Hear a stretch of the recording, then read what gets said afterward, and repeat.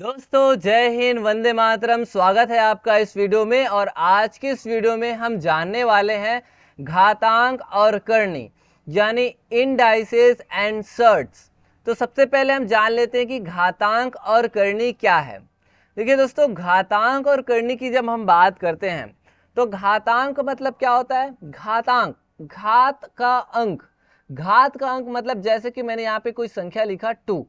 अब इसके घात में अगर मैं यहाँ पे कोई चीज लिखता हूँ, ये जो 2 है ना, ये आधार है और ये कुछ नहीं लिखा हो ना, तो इसके घात में कितना है? अंक 1 है, तो इसे हम बोलते हैं घातांक। वैसे अगर हम यहाँ पे कोई संख्या लिखे 2 और इसी में ही मैंने घात लिखा 3, इसका मतलब क्या हुआ कि इसके घात में 3 है और 2 क्या है? इसका आधार है। तो यही जो है ना, इसे हम कहते हैं घातांक, घात का अंक। ठीक है, इसका मतलब क्या होता है? जितनी बार घात रहेगा उतने ही बार उसका हम गुणा करेंगे। अगर ये 2 में 1 है मतलब ये 2 ही रहेगा। अगर 2 के घात में 3 है मतलब ये 2 का 3 बार गुणा होगा। वैसे ही अगर 2 के घात में या किसी के घात में जितना घात रहेगा उतनी ही बार उस संख्या का हम गुणा करते हैं, उसे कहते हैं घातांक। तो आया ना समझ में घातांक क्या है, इंडाइसिस क्या है। अब सेकंड चीज बात आती है, वो है करनी की। करनी क्या होता है, यानी शर्ट्स क्या होता है। तो शर्ट्स क्या होता है भाई? शर्ट्स की जब हम बात करते हैं तो शर्ट्स यानी जो करनी है वो ऐसे जो अंक है उसको कहते हैं जिसको हम P बटे Q के रूप में नहीं लिख सकते। P बटे Q के रूप में जिसे हम नहीं लिख सकते वो कहलाता है करनी। यानी ये जनरली ना अपरिमेय संख्या होती है, अपरिमेय संख्या। जैसे कि मैं यहाँ पे लिखूं √2, तो ये क्या होगा? ये करनी में आ जाएगा। वैसे ही अगर मैं यहाँ पे लिखूं 5 और यहाँ पे अगर मैं 3 लिखूं, 2 भी, कुछ भी, यहाँ पे कुछ नहीं है मतलब यहाँ पे 2 होता है और इस तरह से ये होता है करनी। तो घातांक समझ में आया? घातांक मतलब घात में जब अंक रहेगा, है ना, वो कहलाता है घातांक। और करनी मतलब शर्ट्स मतलब ये हो गया कि उसे हम P बटा Q के रूप में नहीं लिख सकते, वो एक अपरिमेय संख्या होती है। ठीक है, तो ये होता है इंडाइसेस एंड सर्ट्स। तो इसी से रिलेटेड आज हम क्वेश्चंस कवर करने वाले हैं। तो कुछ कुछ रूल्स है उसको हम समझ लेते हैं, कुछ कुछ नियम है उसको आपको याद रखना ताकि आगे जो क्वेश्चंस है वो आपसे बने।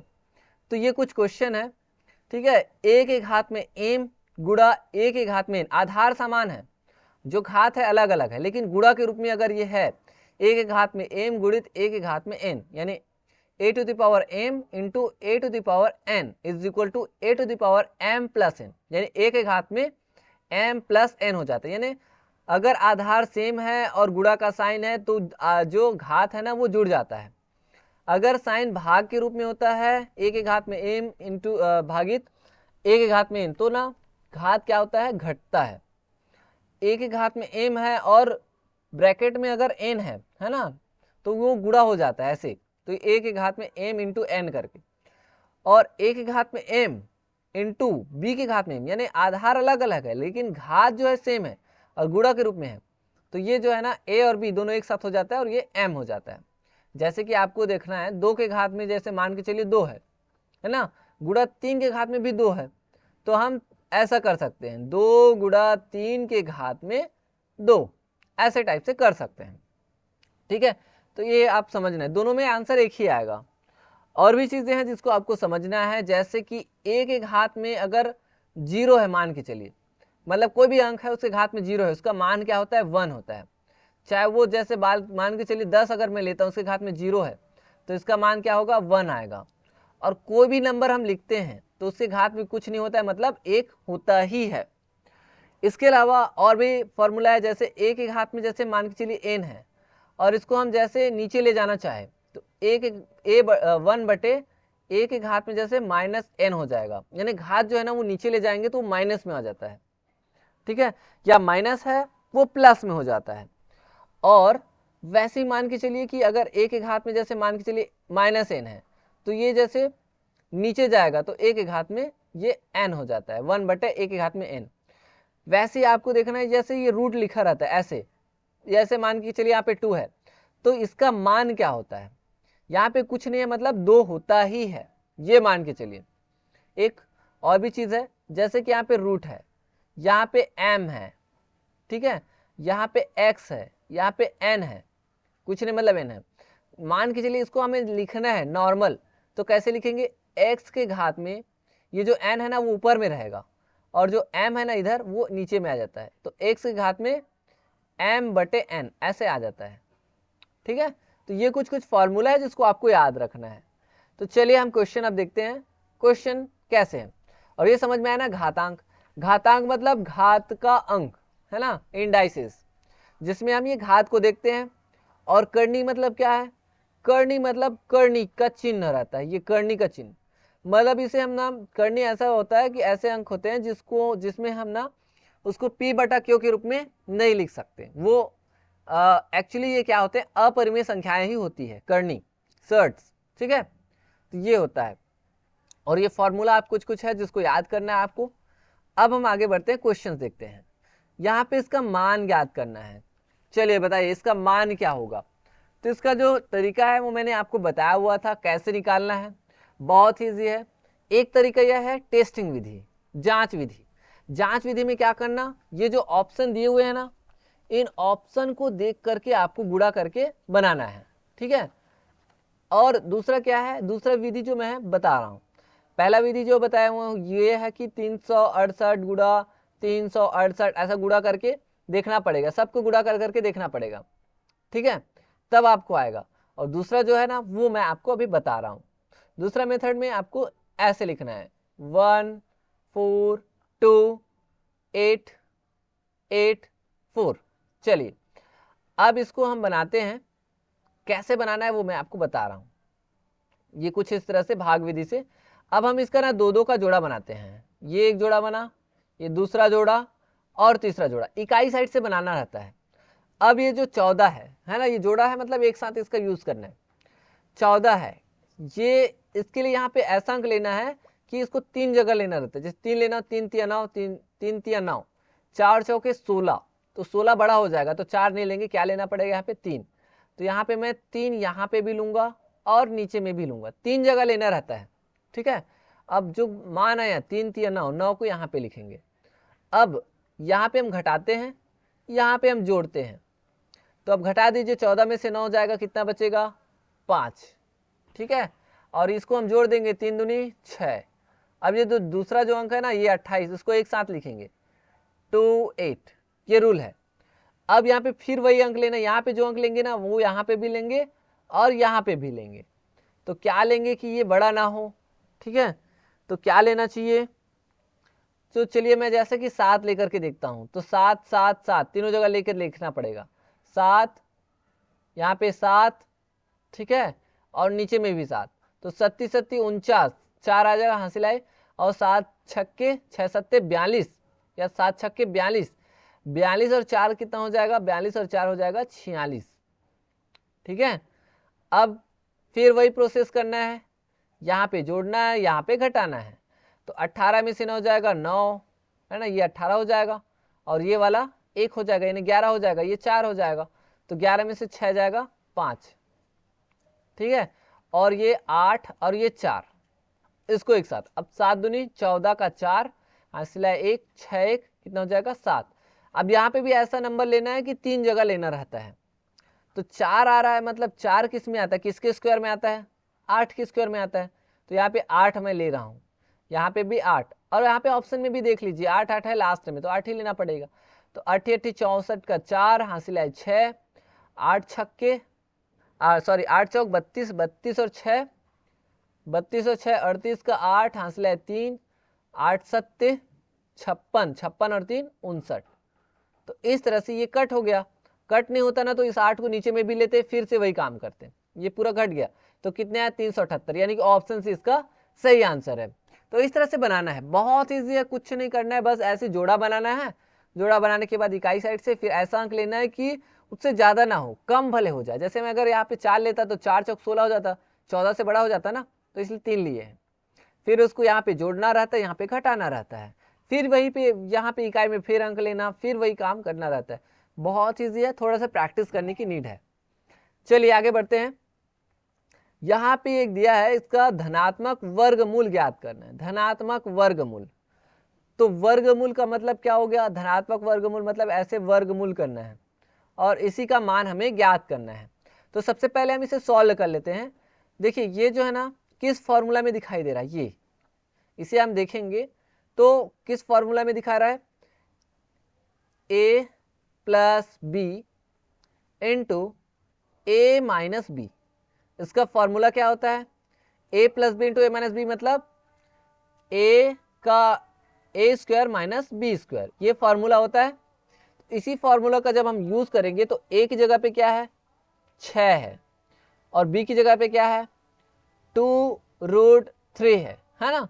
तो इसी फॉर्मूला का हम यूज करेंगे तो उसका मान क्या आ जाएगा 6 प्लस 2√3 है ना इंटू 6 माइनस 2√3। इसका मान क्या आ जाएगा, इसका जो मान आ जाएगा वो आएगा आपका 6 का स्क्वायर माइनस बी का स्क्वायर मतलब क्या, ये देखिए ये a है और ये b है, तो ये हो जाएगा 2√3 का स्क्वायर, ऐसे आ जाएगा। अब देखिए 6 का क्या हो जाएगा 36 माइनस ये देखिए 2 का, देखिए ये जब ब्रैकेट ओपन करेंगे तो 2 का स्क्वायर हो जाएगा और √3 का भी स्क्वायर हो जाएगा, है ना। तो √3 का स्क्वायर होगा तो वो रूट से बाहर निकल जाएगा, तो ये हो जाएगा 36 माइनस 2 का स्क्वायर मतलब 4 हो जाएगा और ये 3 रूट में है, स्क्वायर करेंगे तो ये जाएगा 3 हो जाएगा, है ना। अब 4 तिया 12 हो जाएगा, तो 36 माइनस 12, तो 36 में से 12 घटाइए कितना बचेगा, यहाँ पे लिख रहा हूँ, तो 36 में से 12 घटाएंगे तो ये बचेगा आपका 24, बचेगा 24।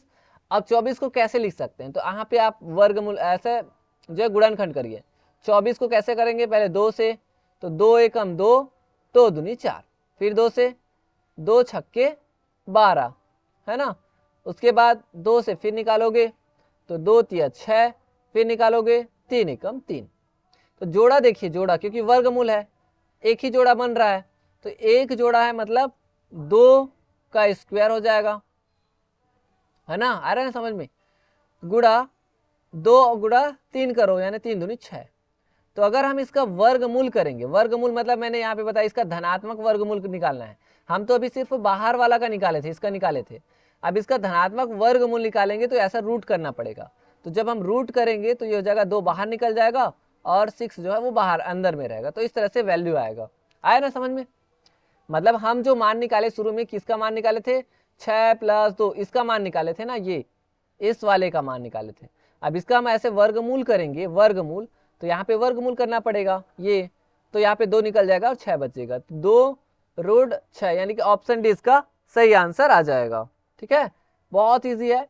चलिए नेक्स्ट देखते हैं, 42.25 का वर्गमूल ज्ञात कीजिए। इसका वर्गमूल ज्ञात करना है, तो वर्गमूल निकालना है मतलब ऐसे ऐसे निकालना है। ठीक है, तो इसमें सबसे आसान तरीका क्या लग रहा है, एक जो मैंने आपको बताया भाग विधि वाला, भाग विधि वाला द्वारा भी निकाल सकते हैं ऐसे, या फिर एक और तरीका है कि ये दशमलव वाला है। तो सबसे पहले हम क्या करते हैं, दशमलव को पहले रिमूव करते हैं। तो दशमलव को रिमूव करने के लिए ये देखिए 42.25 है, इसको हम कैसे लिख सकते हैं, तो मैंने आपको बताया ऑलरेडी, यहाँ पे बटा ऐसे लिखना, ये जो दशमलव ना इसकी जगह पे 1 लिखना, 1 लिखना, और 2 ठो अंक है तो 2 ठो शून्य लगा देना। ठीक है, और इसको एज इट इज, ऊपर वाला जो अंश है ना, नीचे हर है डिनोमिनेटर और ऊपर वाला है न्यूमरेटर, तो इसको एज इट इज लिखते हैं 4225, ये हो गया इसका मान। अब इसका हमें क्या निकालना है, वर्गमूल निकालना है, तो ऐसे वर्गमूल निकालना है। तो वर्गमूल निकालने के लिए क्या करना पड़ेगा भाई, कि 100 का वर्गमूल तो 10 आ जाएगा, है ना, 10 आ जाएगा, और ये 4225 किसका वर्गमूल है, तो इसका फिर हमें निकालना पड़ेगा 4225 किसका वर्गमूल है, तो 4225, फिर वही वाला विधि विधान का यूज कर सकते हैं। ठीक है, या फिर टेस्टिंग विधि का भी यूज कर सकते हैं, तो ऐसे विधि से आप निकालोगे तो भी आप निकाल सकते हैं। इसमें इकाई साइड से हमने जोड़ा बनाया, ठीक है, और इकाई साइड से हमने जोड़ा बनाया, फिर यहाँ पे देखिए यहाँ पे क्या लेना पड़ेगा, 6 छक्के 36, 37 37 49, 6 लेना पड़ेगा, 6, क्योंकि 6 छक्का 36 होगा, यहाँ पे 36 है ना, और 37 37 49 42 से बड़ा हो जाएगा, तो हम 6 लेंगे, तो 6 छक्का 36, यहाँ पे जुड़ेगा, यहाँ पे घटेगा, तो ये कितना बचेगा, 6 बचेगा, ये कट हो जाएगा, ये 25 और ये 6 6 12 जुड़ेंगे, इधर घटाएंगे, है ना। यहाँ पे फिर 5 लेंगे, तो यहाँ पे भी 5 लेंगे, तो 5 पंचे 25, 5 दूनी 10, ठीक है, 10 2 12 का 2, हासिल 1, 5 एकम 5, 1 6, आ गया समझ में। तो 65 हमारा जो है उत्तर आया। तो ये 65 यहाँ पे, ये 65 का स्क्वायर है, कौन, 4225 65 का स्क्वायर है, और ये 100 10 का, तो 65/10 है, तो इसको हम ऐसा लिख सकते हैं 6.5 लिख सकते हैं, ठीक है। तो ऐसा आपको लिखना है, क्योंकि यार नीचे में एक शून्य, तो यहाँ पे एक संख्या के बाद दशमलव, तो यहाँ पे दशमलव लग गया। इसको अब अगर हम ऐसे लिखे तो दशमलव की जगह पे 1 और 0 और ये 65, जैसा मैंने शुरू में बताया है ना। तो 6.5 जो है ये सही है, यानी कि ऑप्शन सी इसका सही आंसर है। चलिए नेक्स्ट क्वेश्चन देखते हैं। निम्न व्यंजक को सरल कीजिए। यहाँ पे व्यंजक को क्या करना है, सरल करना है, सिंप्लीफाई करना है। तो सिंप्लीफाई करते हैं। नॉर्मली इसका हम गुणा करेंगे, जैसे कि 12.5 गुणा 8, इसका पहले करते हैं 8 पंचे 40, 40 का 0, हासिल है 4, 8 दूनी 16, 16 4 20 का 0, हासिल है 2, और उसके बाद 8 एकम 8, 8 2 10, कितना आया 1000, ठीक है। अब इसका गुणा हम करेंगे किससे, 1.44 से, इसका गुणा 1000 से करते हैं। चलिए दशमलव को बाद में गिनेंगे, पहले हम इसका गुणा कर लेते हैं। तो देखिए 0 का गुणा 4 से 0 0 0, फिर वैसे ही 0 0, या आप चाहे तो ऐसा भी कर सकते हैं।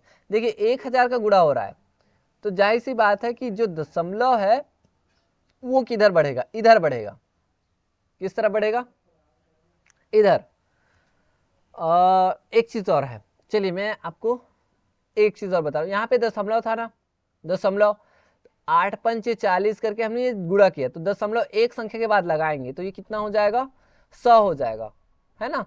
जैसे कि देखिए एक संख्या के बाद दशमलव लगा था ये, तो एक संख्या के बाद दशमलव लगाएंगे तो 100.0 मतलब क्या लिखेंगे, इसको 100 ही तो लिखेंगे ना, 100 हो गया। अब देखिए, अब इधर 1.44 का गुणा 100 से करते हैं, 100 से, तो 2 शून्य है, इसलिए जो दशमलव है ना वो इकाई साइड बढ़ जाएगा, तो इधर इधर इधर आ जाएगा, तो कितना आ जाएगा 144 आ जाएगा, सीधी सी। ऐसा गुणा करने की नीड नहीं रहेगी, ऐसा करते का तब जब ना शून्य वाला नहीं रहता, अगर बड़े अंक रहते तब करते, ठीक है। तो इसमें भी आएगा, लेकिन ये एकदम इजी तरीका है। तो ये जो दशमलव था वो 2 अंक आगे बढ़ गया इधर, तो ये आ गया 144 हो गया। अब इसका हम क्या करेंगे, वर्गमूल निकालेंगे, क्योंकि यहाँ पे क्वेश्चन में ऐसा वर्गमूल दिया हुआ है। तो 144 किसका है, तो 12 गुणा 12 करोगे तो 12 का होता है ना, ये ऐसा 12 का स्क्वायर होता है, तो इसलिए इसका मान आ जाएगा 12, 12 12 144, ये ऑप्शन भी इसका सही आंसर हो जाएगा। चलिए नेक्स्ट क्वेश्चन देखते हैं, इसका मान क्या है। तो इसका मान निकालते हैं। तो सबसे पहले हम ना इसको करते हैं, लास्ट वाले को, लास्ट वाले को पहले सॉल्व करेंगे। ये 214 है, फिर 107 है, इसका मान क्या निकलेगा, 196 किसका वर्गमूल है, तो 196 ना ये है आपका 14 का, तो ये हो जाएगा आपका, इसका मान मैं डायरेक्ट लिख रहा हूं 14, तो 14 गुणा 14 करोगे ना तो ये हो जाएगा 196, ठीक है। अब इसको दोनों को जोड़ देते हैं, तब दोनों को जोड़ेंगे तो क्या हो जाएगा, इसका जो मान है, ठीक है, इसका जो मान है 214, और सॉरी यहाँ पे प्लस भी है ना, प्लस है, प्लस यहाँ पे जो रूट निकलेगा वो कितना आ जाएगा 107 और 107 और 14 कितना हो जाएगा 121, और 121 किसका स्क्वायर है, तो 121 जो है वो 11 का स्क्वायर है, तो ये 11 हो जाएगा, बराबर हो जाएगा 214 प्लस स्क्वायर से निकल जाएगा ये 11, फिर इसका मान क्या आ जाएगा 214 और 11 कितना हो जाएगा 225, और 225 किसका स्क्वायर है, तो 225 है 15 का स्क्वायर, है ना। तो 15 गुणा 15 करोगे तो 15 का स्क्वायर है ये, यानी कि स्क्वायर से बाहर निकल जाएगा 15, तो यही हमारा उत्तर आ जाएगा, यानी ऑप्शन भी इसका सही आंसर है। देखिए रूट का मतलब मैंने ऑलरेडी बताया कि जैसे कि ऐसा लिखा है, यहाँ पे 2 है और यहाँ पे भी 2 है, इसका मतलब क्या होगा कि 15 के पावर में 2 ये वाला 2 बटा ये वाला 2, ठीक है। तो इस तरह से ये 15 बाहर निकल जाता है। आ रहा है समझ में, यही होता है। चलिए नेक्स्ट क्वेश्चन देखते हैं। यदि अंडर रूट 324 बराबर x 18 है, इंटू नहीं है, x 18 है, तो x का मान क्या होगा? तो देखिए 324 जो है वो किसका रूट है? तो जो 324 है ना, ये है आपका 18 का स्क्वायर। 18 गुणा 18 करेंगे तो हो जाएगा 324। तो 18 गुणा 18 यानी कि इसका हम रूट करेंगे 324 का, तो इधर क्या आ जाएगा? 18 आ जाएगा, है ना। रूट करेंगे तो मतलब इसका वर्गमूल 18 होता है, तो x का मान क्या हो जाएगा? 1 हो जाएगा, यानी कि ऑप्शन से इसका सही आंसर है। नेक्स्ट देखिए, यदि x प्लस रूट x बराबर 90 है तो x का मान ज्ञात कीजिए। तो इस तरह से x का मान ज्ञात करने के लिए हम क्या करेंगे? टेस्टिंग विधि यूज करेंगे। टेस्टिंग विधि कैसे? x का मान हम मान लिया हमने 81 है, तो ये 81 हो गया, प्लस रूट 81 बराबर 90 आना चाहिए। तो देखिए 81 प्लस 81 रूट है, तो ये 9 का स्क्वायर है ना, 9 का स्क्वायर है, यानी कि 81 प्लस 9 बराबर 90 आ ही जाएगा, यानी कि यही इसी सेटिस्फाई हो रहा है इसी से। तो ऑप्शन ये सही हो जाएगा। 64 करेंगे ना तो नहीं आएगा, क्योंकि देखिए 64 अगर करेंगे 64 प्लस ये जो इस रूट 64 है इसका मान क्या आ जाएगा?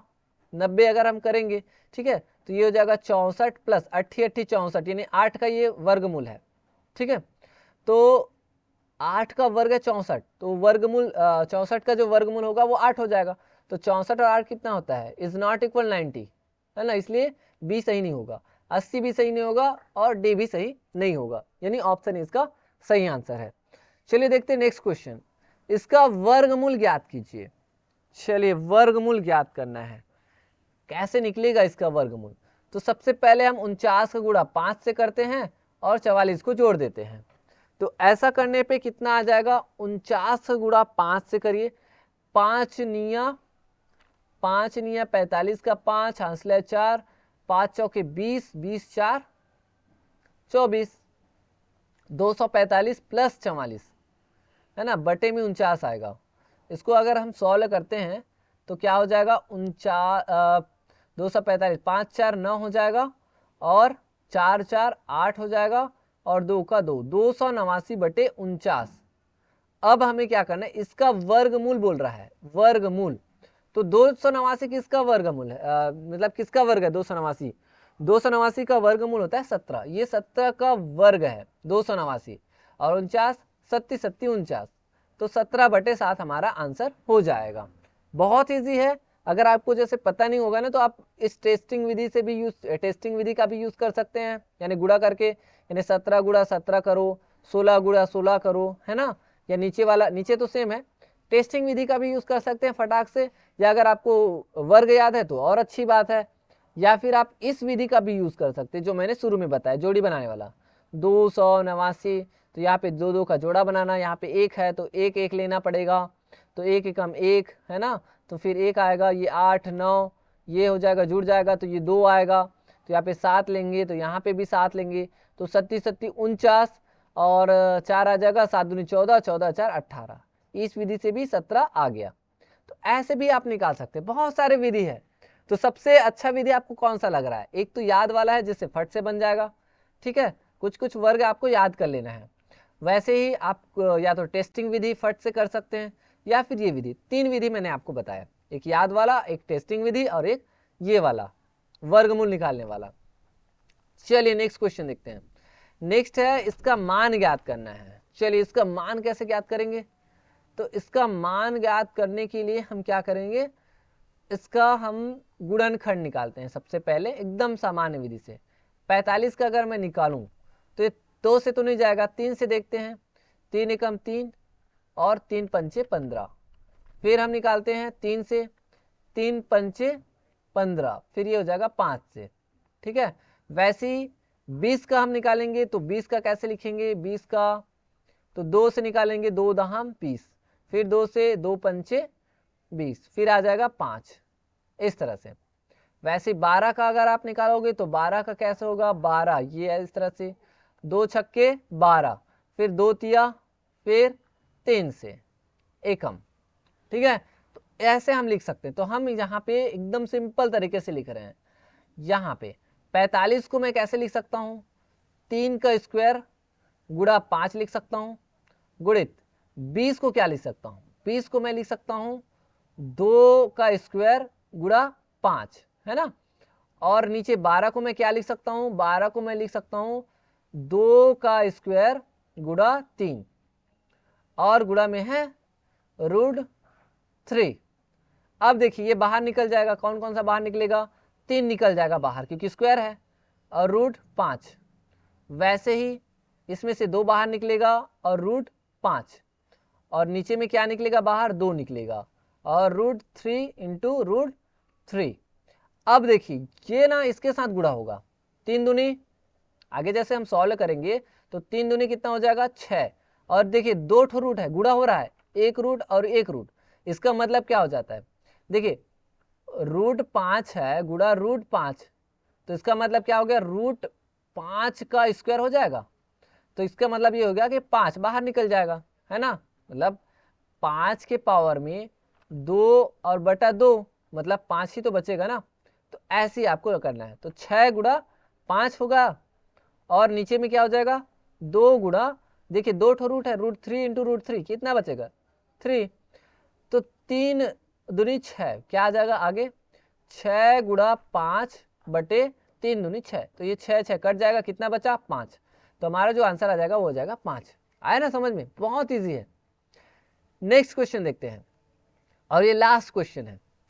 2 के पावर में x प्लस इंटू 4 के पावर में 12 इंटू 8 के पावर में 3 इज इक्वल टू 16 के पावर में 11 है। तो x का मान ज्ञात करना है। तो चलिए हम लिखते हैं 2 के पावर में x है गुणा 4 के पावर में 12 है। तो इसको मैं ऐसा लिख सकता हूँ, 4 को कैसा लिख सकता हूँ, 2 के पावर में 2 लिख सकता हूँ 4 को, हाँ 2 दूनी 4, और इसके पावर में 12 है, उसको मैं कुछ नहीं कर रहा हूँ, ठीक है। गुणा 8 के पावर में 3, 8 को हम ऐसा लिख सकते हैं 2 के पावर में 3 लिख सकते हैं, मतलब 2 गुणा 2 गुणा 2, 2 दूनी 4, 4 दूनी 8, और इसके पावर में जो 3 है वो क्वेश्चन में वो लिखा हूँ, बराबर 16 को क्या लिख सकते हैं, 2 के पावर में 4 लिख सकते हैं, क्योंकि 2 का गुणा 4 बार करोगे, 2 गुणा 2 गुणा 2 गुणा 2, तो 2 दूनी 4, 4 दूनी 8, 8 दूनी 16 आ रहा है ना, और ये 11। आगे इसको हम और सॉल्व करते हैं तो क्या हो जाएगा, 2 के पावर में x गुणा 2 के पावर में 12 दूनी, अब देखिए ये गुणा हो जाएगा ना, ये 12 दूनी 24, वैसे ही 3 तिया, ये ब्रैकेट खोलेंगे तो क्या हो जाएगा 3 तिया 9, 2 के पावर में 9 बराबर 2 के पावर में देखिए 4 और बाहर में 11 है तो गुणा हो जाएगा। जैसे फॉर्मूला में हमने देखा था ना, क्या फॉर्मूला देखे थे, x के जो भी है a के पावर में m, और बाहर में n है, तो इसका मतलब हो जाता है a के पावर में mn, m इंटू n मतलब, है ना। तो ये हो जाएगा 44, 11 चौक 44। अब देखिए ये गुणा में है, अब मैंने बताया था कि आधार समान हो और घात जो है ना, और गुणा के रूप में हो। तो आधार जब समान होता है तो घात क्या होते हैं, गुणा में जुड़ते हैं, तो जोड़ेंगे। तो 2 के पावर में देखिए सब में 2 2 है, तो 2 के पावर में x प्लस 24 और 9 सब जुड़ जाएगा, 24 प्लस 9।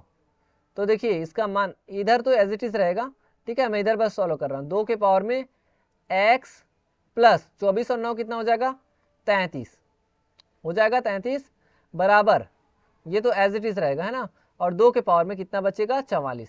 अब देखिए यहाँ पे 2 के पावर में जो भी चीजें हैं और 2 के पावर में ये है, इसका मतलब क्या होता है, एक फॉर्मूला होता है कि a के पावर में मान के चलिए m है इज इक्वल टू b के पावर में n है। ऐसी कंडीशन में जो m है ना वो n के इक्वल होता है, ठीक है।